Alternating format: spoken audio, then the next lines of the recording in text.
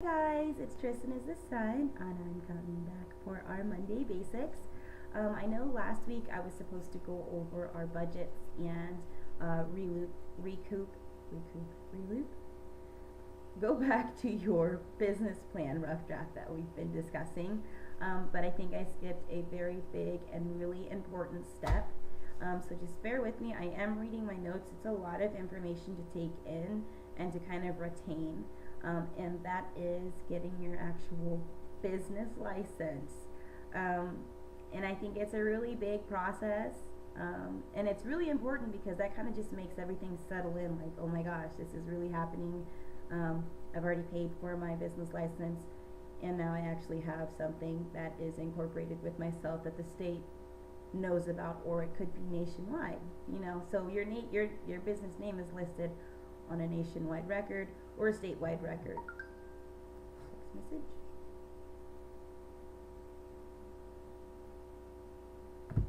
Sorry.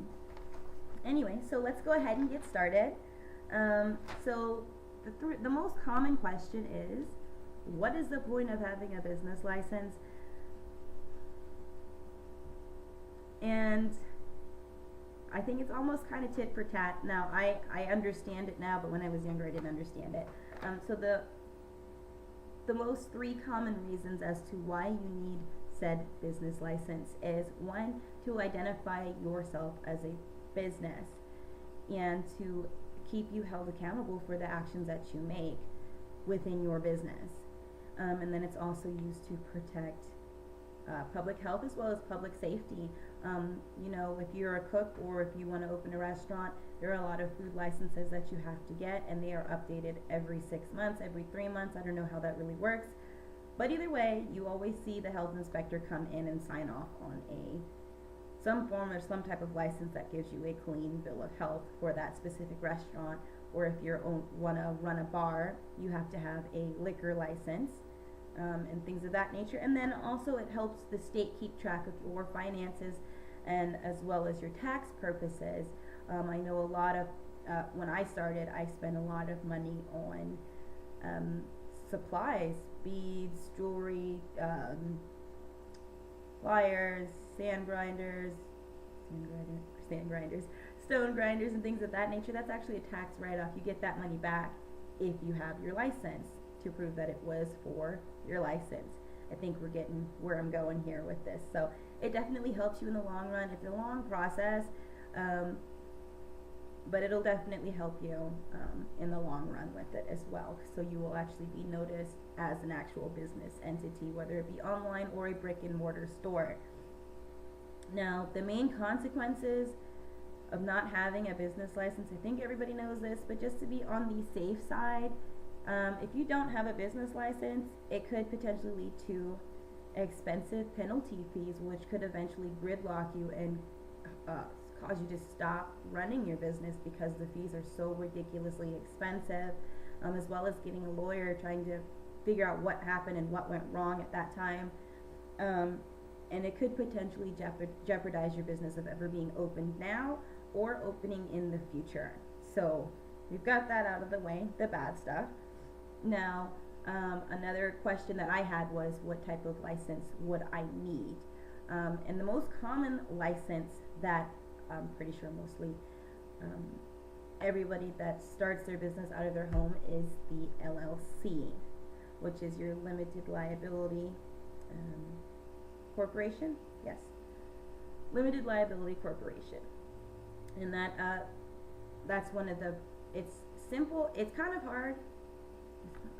Yeah, it's kind of hard to go through and look at all the paperwork, which is fine. That's why you have your mentors from SCORE or someone who runs a business. They'll definitely be able to sit down and talk to you about it. And you can also you can call your city hall and actually speak to someone there about the type of business that you're planning to open, and they will definitely point you in the right direction. Once again, free information that you can do in certain areas. Now, I'm not saying that nationwide all city halls are going to be able to do this, but the worst they can tell you is no, right? So I went ahead and just went through and just kind of identified the top 8 most common business licenses that you can have in the US. I don't know if they translate over to overseas. I'm pretty sure they do, but these are the most common in the US. And I'm just going to give you a brief rundown and a brief description of each business license. Let me double check my notes. And before I do that, I also just want to tell you that there is another site that you can go to. It's called LegalZoom.com, and they'll actually package your license for you. They'll give you the whole shebang, everything. And the way they figure out what type of business you have is if you go to LegalZoom.com, it will ask you in the beginning of your application, what type of business are you opening? It'll be a little sticky box, and you just click it, and it'll pull down all of the options that they have, and then you just try to figure out which one that was yours: retail, hair salon,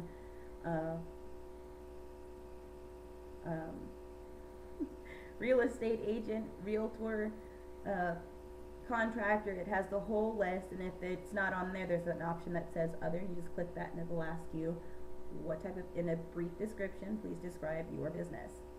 There you go. And then in that package, they'll actually send it to you via email. In that package, it will have an overview of your licenses, permits, tax regulation forms, licensing authority, where you can take the information to if you need to have someone look over it with you and help you understand what's on the form and what the form is specifically asking for, detailed information on how much money you would need to spend to process that specific license. And then of course your actual licenses that you need. And then once you complete it, you send it back, and then they send you your LLC, your S corporation, your sole proprietorship, and things of that nature.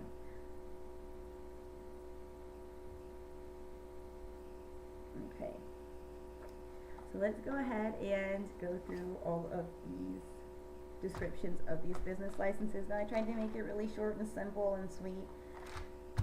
There's about 8 of them, and it's a lot of information to take in. So I wrote it all down so I could read it back to you guys, or just really explain it. So just bear with me if I am glancing at my notes. So of course the first one is the LLC, which is your limited liability corporation, which allows you flexibility in jumping back and forth as a partnership or as a corporation.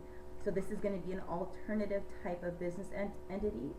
An LLC is like a corporation regarding the flexibility on dividing profits amongst others inside your LLC. So you can have employees, or you can just be the only person on there, but it allows you to divide that profit, and you can actually see it for tax purposes and things of that nature. Now the next one is going to be your C corporation. C is in cat. They're considered separate entities from their owners, aka business owner. Separate entities. Totally different options here.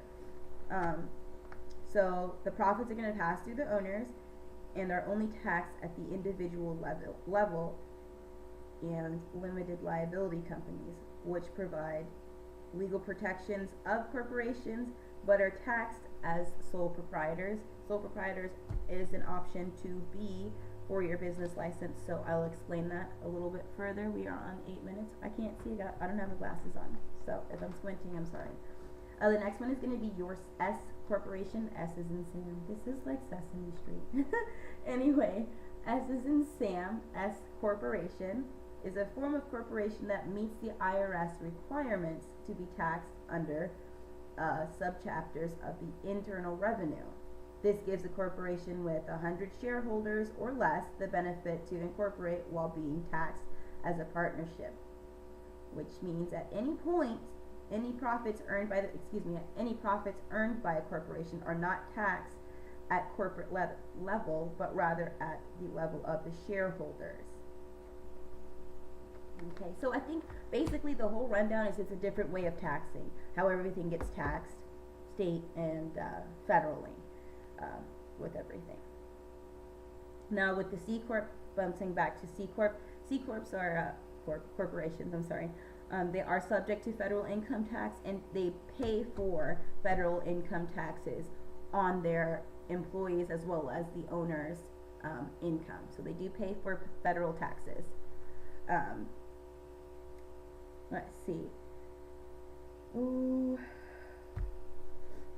And then bouncing back to LLC, I don't know why I wrote this on separate pages, but bouncing back to your LLCs, LLCs are going to be treated as partners for federal income tax purposes, and each receives a Form K-1 for reporting their shares of your LLC income or loss of profits that you have. So LLC is going to show you where you gained and what you've lost. Taxable, both tax returnable. You can get money back on both of them. I don't know why I'm doing this. Okay, and the next one that you have, going back down our list, we're on number 4, is your sole proprietor, which is an unincorporated business with one owner who pays personal income tax on profits from the business with little government regulations.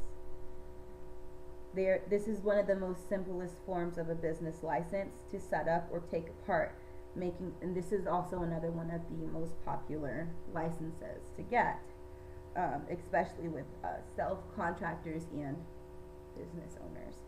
The next one is going to be your nonprofits. These are the people that, let's see, St. Jude,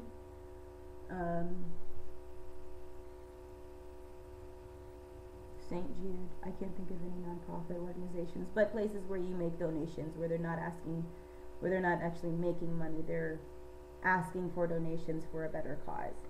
Anyway, there's a lot of licensing for nonprofit organizations. So a nonprofit organization is a business entity that is granted tax exempt status from Internal Revenue Services. This is nonprofit organizations must disclose a great deal of financial and operating information to the public so that the donors can ensure that their contributions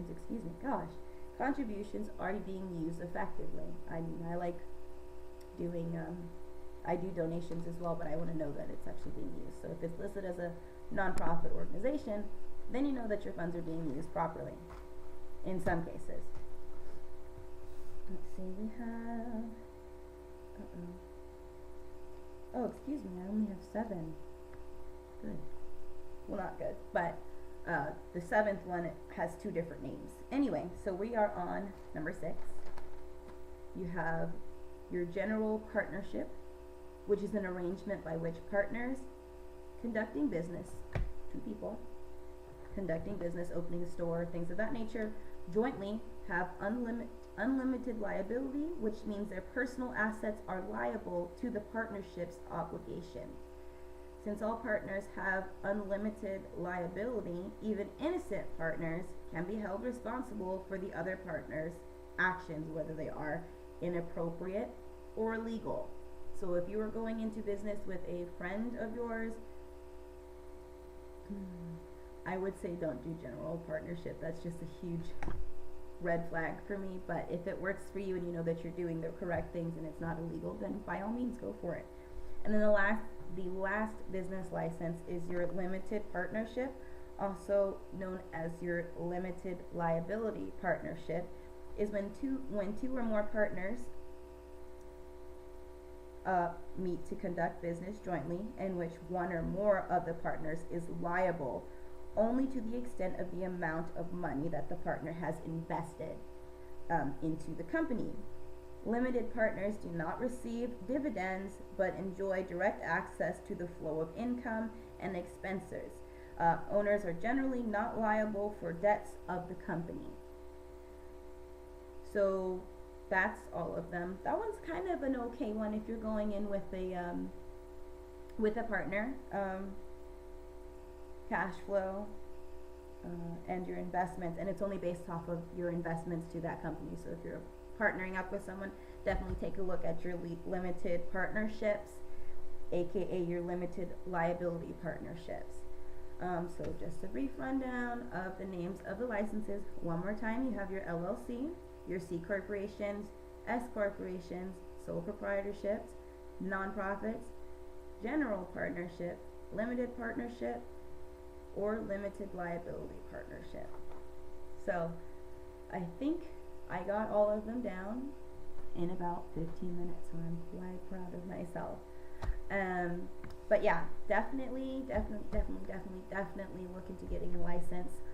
It's a lot more easier. You don't risk losing your business. You don't risk getting any type of additional expensive taxes tacked on to your W-2 at the end of the year, and you don't get some random letter from the IRS asking you where is all this additional money coming from. Hopefully this helps you guys. I will add in all of the links where I got all of my research, and I tried to cut it down as much as I could, but like I said, it's a lot of information for one person to read and retain and hang on to, especially when I am only planning on getting one of these licenses. I'm actually going to take you on the journey, aka I'm going to see if I can hook up my computer to where you can see where I'm clicking and how to do it online. Certain things will be blurred out for personal security. I don't want you to know what my social is and all that other stuff. And then I will get you through all the fees. Now, just so you know, with LegalZoom, I think the most I don't want to say normal price, because it's still kind of high for me,